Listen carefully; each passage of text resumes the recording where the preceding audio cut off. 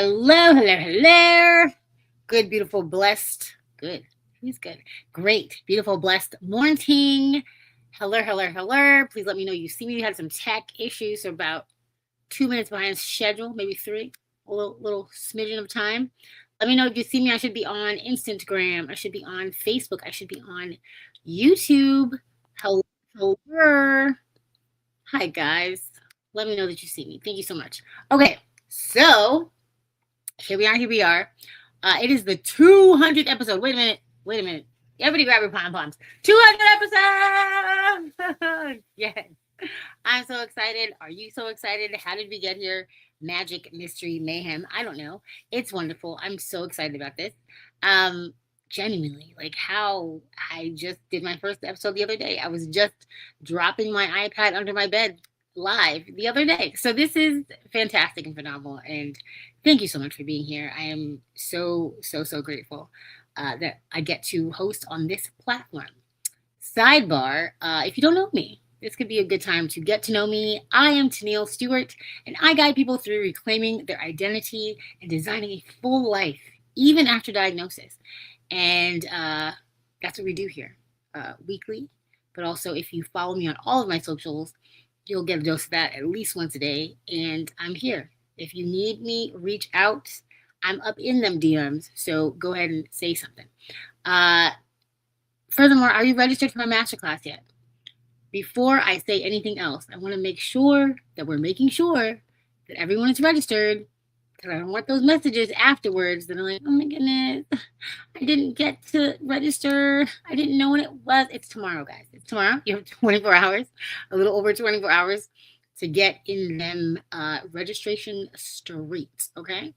I'll put the flyer up. It is tomorrow, Tuesday, the 28th, and it is From Illness to Brilliance, How to Rebuild Your Health, Energy, and Life, Vegan Edition. I'm excited to do this, and I hope you are excited to be there. We have some influential people in the room, and I'm so excited to talk to and about what we're talking to and about right now. Hello. Good. Okay. Thank you, Facebook. So, guest today. All right. So, you know how I'm on like tickety-tockety every day, and I do some scrolling. Besides, I do my affirmations 1 minute every day. I'm at day 1,228 was last night, I believe. And I've formulated a algorithm that shows me all of my fellow spoonies, and I am grateful. This particular spoonie captured my heart because I really liked her content. And I don't know if y'all know, but I'm a book girl, okay? I love to read. These glasses are not just for show. I am that geek. I am that girl. And I'm in 2 book clubs already, but she has another one that I'm like, dang, I might need to get into this one too and have 3 book clubs, which I don't know where the time is going to come from, but I might need to make it, okay? And I'm really excited for you guys to meet her. She's like a really wonderful energy young woman that, like, I don't know, something about her is just so endearing and sweet, and like you want to be her friend. You want to know her. And I wanted to be her friend, and I wanted to know her. So I hit her up and said, hey, let's podcast. And you know what? She's like, I do that. I have my own podcast. I'm like, holy moly, this is kismet. We need to show everyone that there are other podcasts for the spoonies. So here we are talking about another wonderful host to a book club and a podcast that I need y'all to check out. So please help me welcome Ali to the show. Hi. Hi. Thank you so much for being here. Yeah, so happy to chat with you again. And everyone. Yes, everyone. So everyone didn't get to meet you before like I did. So please let them know who you are, where you're from, and what you do. So I'm Ali. I live in San Francisco. I'm in the Bay Area, and I am a patient advocate. And basically, I spend all of my time figuring out how life can be better for patients. That's why I started my podcast. That's why I started the TikTok. Basically, I just needed my own community. Like when you deal with your own chronic illness, you need to, you need to process a lot more. And you have a lot less time because you have like your full-time job of your chronic illness and then actual life. So like having yeah, right. So having to connect with all these people, it was really difficult finding a good group for me. So when I started, that's kind of how it all started. But then now it's all evolved into I've done some legislation when I lived in Arizona about predatory practices and step therapy. If anybody's had to deal with step therapy and medication, I'm sure a lot of us chronically ill people have, unfortunately. But it's something that we can fight against, right? It's something that we can do. So I was able to testify, use my experience, and that really like fueled me to be an advocate. Essentially, I realized like, hey, my pain could have some sort of meaning or some sort of value to somebody else, and like make their experience any bit smoother or make more sense. Yeah, that's just like the most valuable thing in the world to do to me. So that's what I do. That's who I am. What I do. Yeah, I love that. Okay. Wow, you said some things in there that I need to bookmark because, first of all, finding your community is something I preach from the rooftops because people don't get that when you are sick in any capacity, it's so isolating. It is so isolating. Only you can be laying in that hospital bed. Only you can be, in your mind thinking about what you're thinking about and worrying about what you're worrying about. But when you have community around you, it is so beautiful. And it's such a gift to be able to create that for people. And I'm so proud of you. I'm so excited for you. It's going to be amazing. Thank you. Yes, I am also like a person who I love fun facts, and I love to collect things, and I have a crazy memory for just random things. So that's one of the reasons I got on TikTok. I have, so I'm 30, and I have a friend who's 21, and she was like, you should get on TikTok with all these random little factoids that you have, all these random little bits and all these random little stories and things like that are so interesting. So that's why I'm over on TikTok. That's where you found me, was because of the younger generation. Yes. They don't, yeah. We're not going to talk about them. We're the olds, and it's fine. We're great. They're amazing. Right. But and I love that you said that the chronic illness is your full-time job, because that is what it is. Like, people don't see or understand the octopus arms that we have in scheduling everything and showing up to everything and having family and having friends and just regular life. If you think if it's hard already, just add a couple of chronic illnesses to it. Oh yeah, absolutely. Yeah. Showing up is the big one. Honestly, that's something that has been coming up for me lately, showing up to the doctor's appointments. And even when you're in such a huge flare, I have fibromyalgia and I deal with severe chronic pain. And sometimes I get breakthrough pain that is like more than my medications can handle.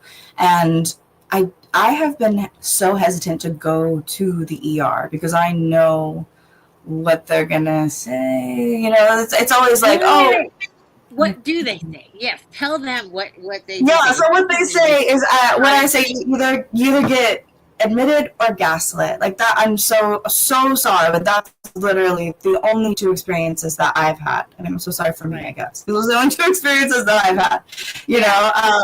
Have they ever had you as a drug seeker? What can I say? Absolutely, yeah, absolutely. Yeah. And I had to tell the same hospital because they're like, you've been here 3 times saying that you're fainting from pain, but nothing's wrong with you. I mean, you're saying nothing's wrong with me after doing an ultrasound.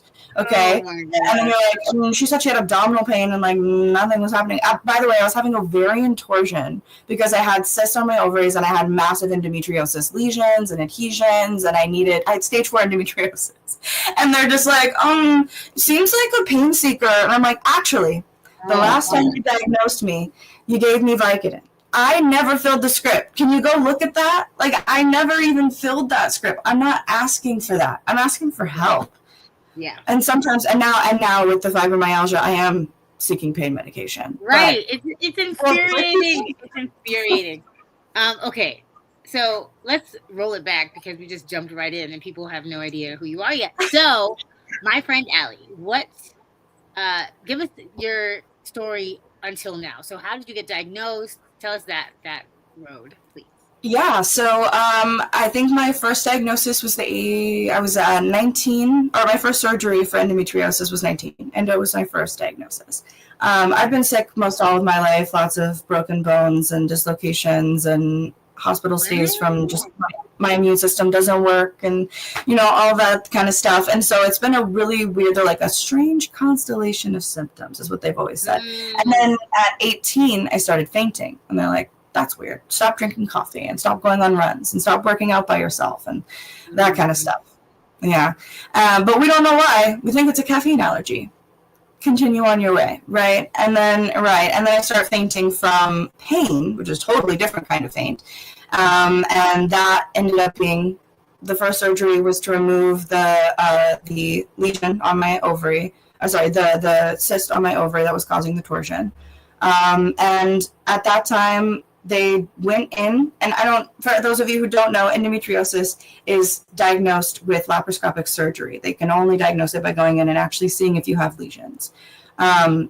This doctor went in and did a laparoscopic surgery in order to remove the cyst, but saw so much scar tissue. He was like, were you in a massive accident that hasn't been reported in your medical record? What happened? Did not diagnose me with endometriosis. Didn't say anything. Yeah. What do you mean? Okay, he saw the mess, and then top was like, OBGYN surgeon in the state of Oregon in 2017, by the way. So I don't know what his name was. Oh, that's weird. Okay, moving on. Like, what do you mean? Anyways, continuing. So then, so the second endometriosis surgery was, the second surgery, I call them both endo surgeries because that's what they were. The second endo surgery was 2 years later. I was barely able to walk. The adhesions had like bound my organs to my left hip. So I was like literally like hunched over. Yeah, I had stage 4 endometriosis. Yeah. Oh yeah. No, massive amounts of scar tissue. You're like 20. You're like 19. You're like. I was 21 at the second, so 19 and then 21. Lord have mercy. Yeah.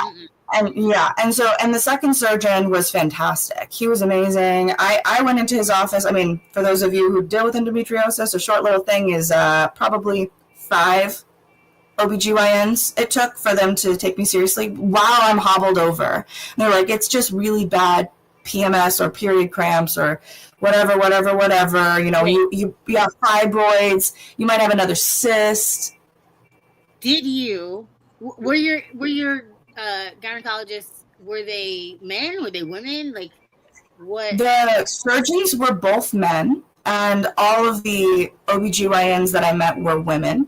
And then they had actually an in-house surgeon, the last one, that I went to 3 times, and I'm like, I actually did therapies with them. I was like, anything to get you to believe me. And they're like, we're going to try this first. I'm like, whatever. So we did that, and then they're like, okay, so we think that you're just in a lot of pain for no reason. Could be unrelated to your period. You should go see a GI. And I was like, I've been to the GI for the last 2 years for what was mast cell, by the way. And so they was throwing up every day. Couldn't figure it out.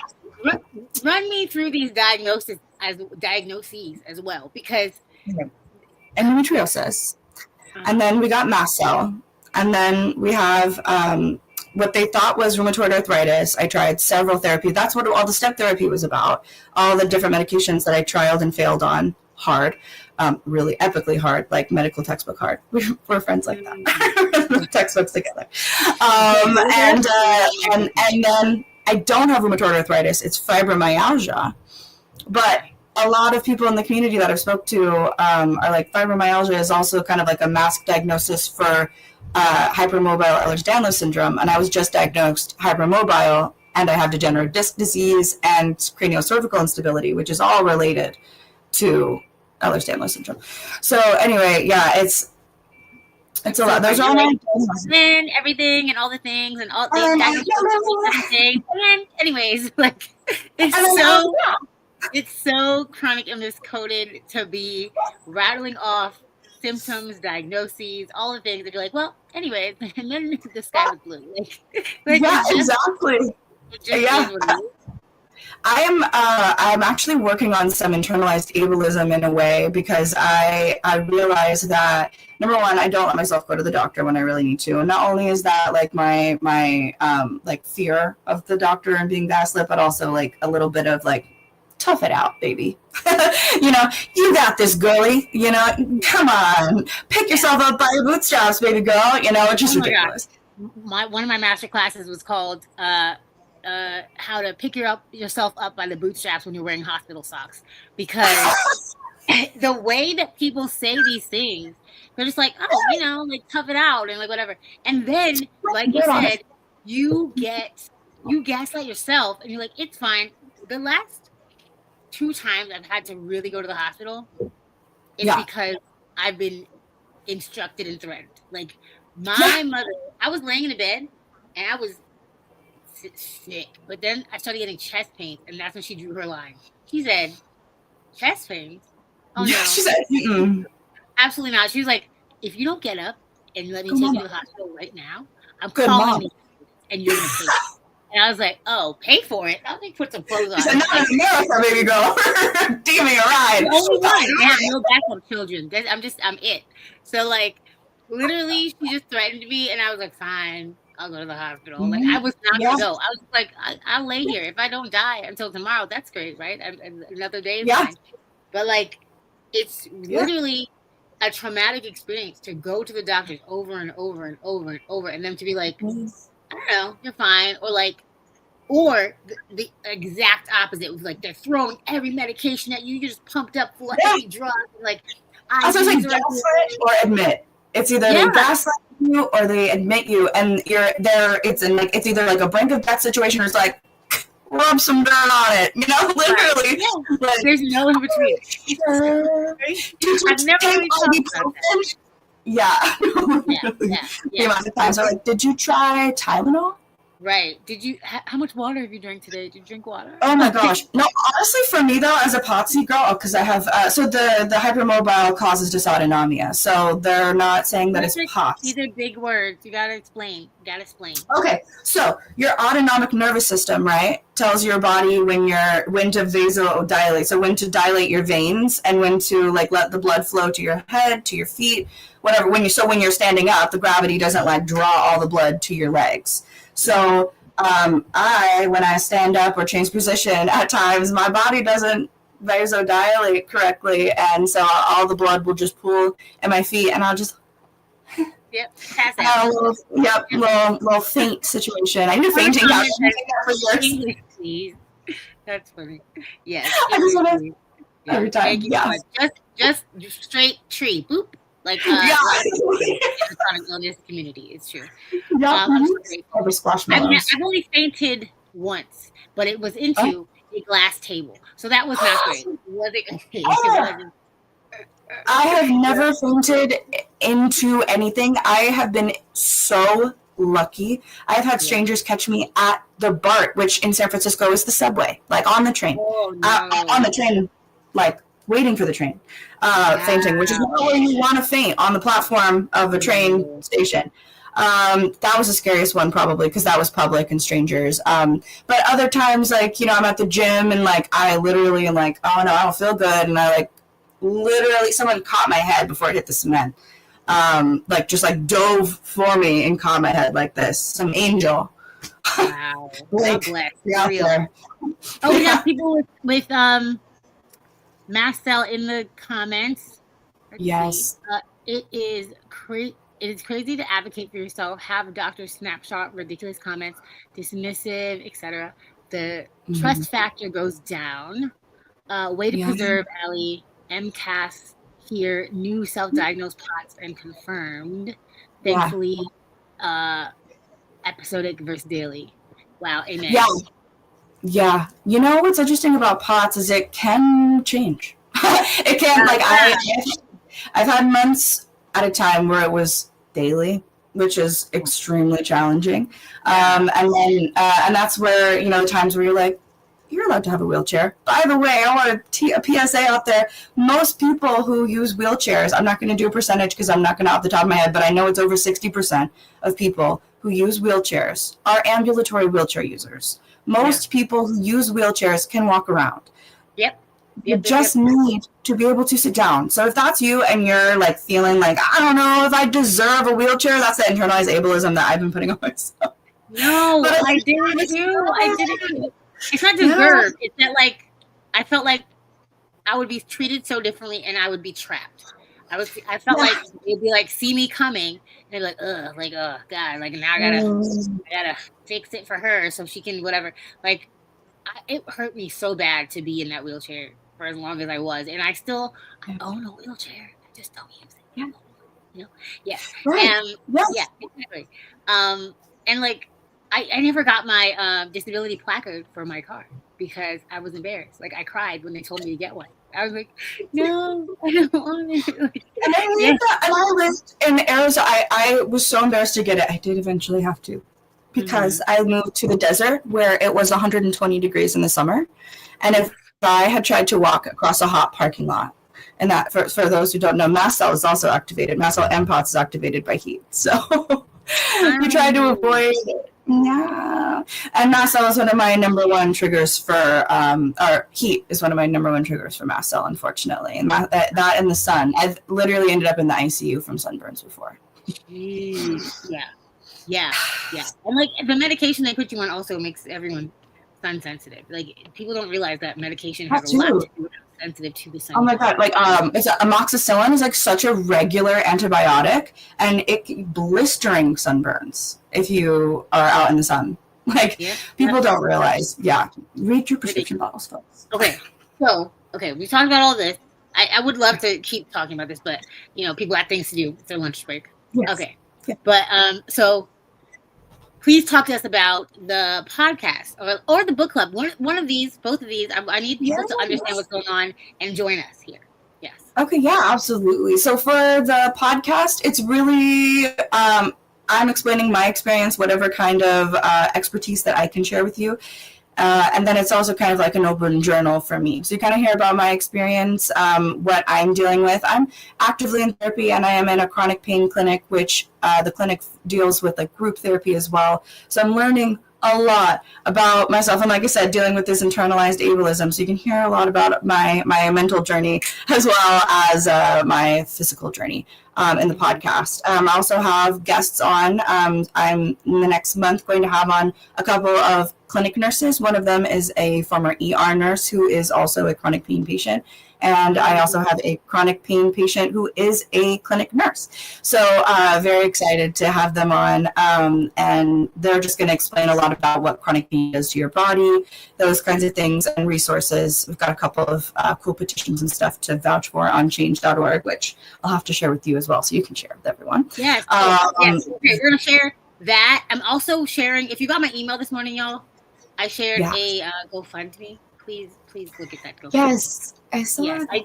I don't share GoFundMe often. I think this might be the first time I've done it like at a mass level, but like, it's really hard when you don't have the money to recover.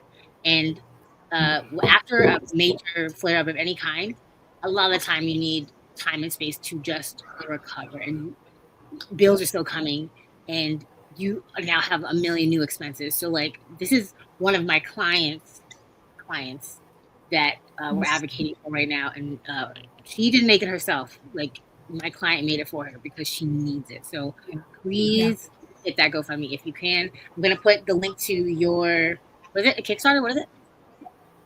That was for the podcast. Link for the podcast or for the change.org? Change.org, that's what it is. For change.org. The petition. Yes, I'm going to put both of those everywhere I can. Okay, so look for those links all over the place. Okay, so podcast, change.org, go. Yes, podcast, change.org. And I also have the book club that you mentioned a little bit in the intro. We are currently reading Fourth Wing, which is so exciting. So I mentioned that one of my diagnoses is hypermobility, and we're thinking Ehlers-Danlos. That's what Rebecca Yarros, the author of Fourth Wing, if anyone's read it or not, was thinking when she kind of created her FNC, the female main character of this book, who is basically trying to make it through Dragon College. So she's trying to make it through Dragon College with all these hot guys and big dragons, while she has chronic illness, and I absolutely love and relate to this character. So we just did our first little chat on the first couple chapters, but you guys can absolutely catch up. So we're meeting on Fable, which is a free app. It's free to interact, it's free to download, all that good stuff. The book club is 100% free. So yeah, absolutely, you guys got to come in and join that. That's going to be really fun. We just had our first little discussion last night. Woo!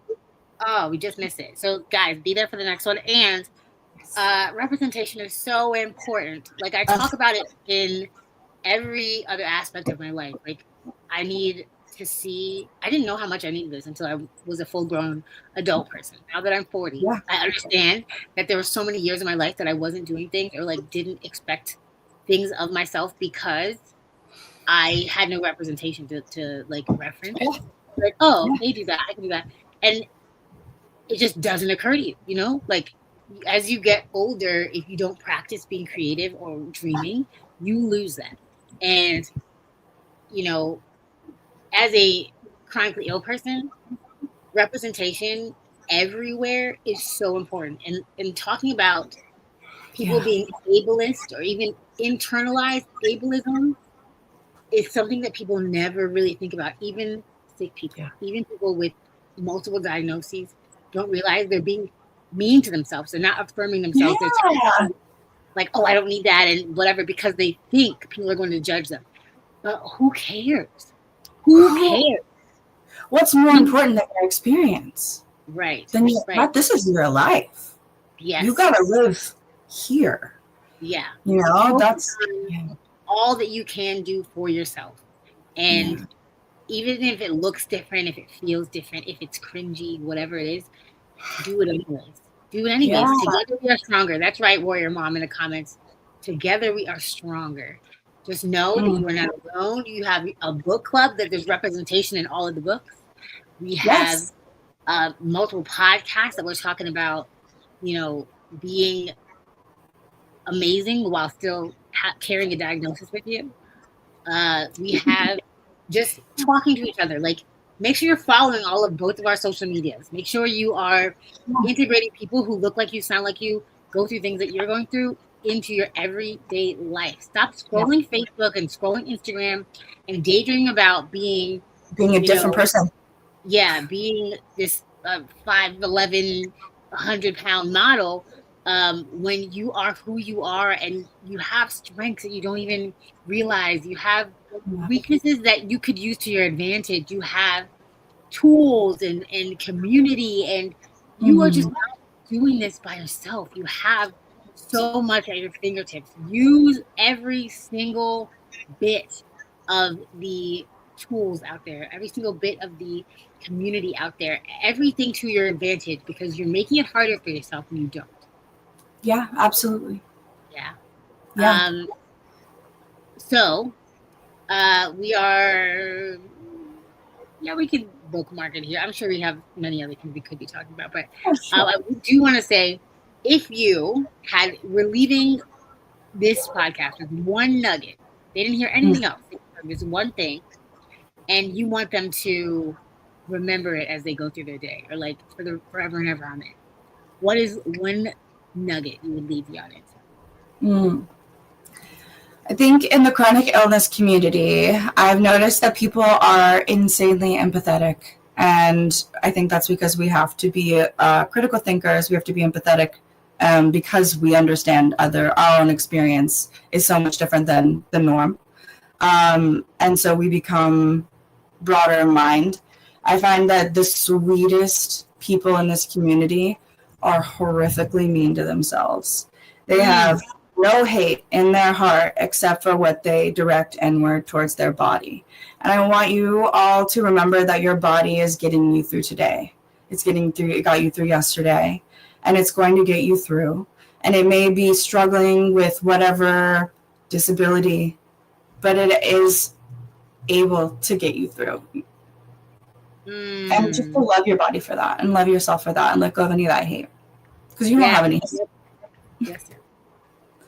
Wow, that is so. It's simple and profound at the same time. Like, that's why I do the affirmations every night. That's why I do them, because it doesn't even, the conversations you're having with yourself in your brain over and over all day long are the most important conversations. Like, yeah, it informs where you operate from, like in your everyday life. Mm-hmm. Yes, and people can tell. People can, when you are genuinely feeling like everything's terrible with you, but then you're like overly nice to everyone else. Yeah, they still feel that you aren't being genuine with yourself. Like it's an aura, it's a vibe, it's all of that. That if you're walking around just heavy talking crap to yourself all day, I hate my body, I hate my life, bibbidi bobbidi boobity, it comes through in everything you do, even if you don't realize it. Babe, please be kind to yourself. Yes, you deserve it. Yeah, 100%. Okay, I love that. That was a great place to end. I love it. I love it. We didn't even talk about advocacy, which like I've dabbled in for the past couple of years, and I did want to talk about that, but I do understand. Value everyone's time, and thank you so much for everyone who commented. We have people in here from Washington, D.C. We have people in here from Oklahoma. We have people in here from Florida. It's so nice to meet everyone. New York. We have people in here from Michigan. We have people in here from Denver. We have people in here from Mexico City. They're all over. That's wonderful. Yeah. Yes. Okay. So we can have you on my podcast, and then we can talk about all the advocacy stuff. Ooh, yeah, let's do it. I just got into that very recently, like 2 years of advocacy, probably. So Anthony says, "Amen. Thank you, ladies. Continue to use your platform to encourage, spread the good news, and help others to heal." Amen. Thank you so much, Tommy. You are the best. So when you decide to join us in Crusade, get on this book club. I'll put the link everywhere. Get on her podcast. I'll put the link everywhere. And furthermore, if you are not yet registered for this masterclass, what are you doing with your life? We are stronger together. We have valuable insight that we 100% want to share with you. And if fire would come up, that'd be awesome too. Maybe. I see it. Do you? I clicked it 47 times. So it might pop up to go away, pop up and go away. I don't know. Because I don't see it. Oh, there it is. Is it? Yes, please. Go ahead and join this masterclass. It will be Tuesday, tomorrow, 7 p.m. Eastern Standard Time. Oh, I see it. I see it. Okay. And we will be talking about how to go from illness to brilliance. It's going to be how to rebuild your health, energy, and life. The vegan edition, because I am a vegan girly. And do not be afraid of that vegan part. Just come and see what it's about. We got tools and takeaways. I'm going to send you home with practical steps to start some things, okay?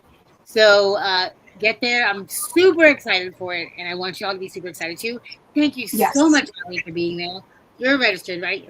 Yes. I am registered, and I'm looking forward to it. Yes, and thank you so much for having me. I love talking with you. Thank you so much for being here. Yes, everyone loves you. You got a lot of good comments. Okay, great. I have a gorgeous day. Thank you so much for being here, y'all. Stay happily healed. Okay, love you to pieces. See you tomorrow. See you on the masterclass. Bye, guys. Yes.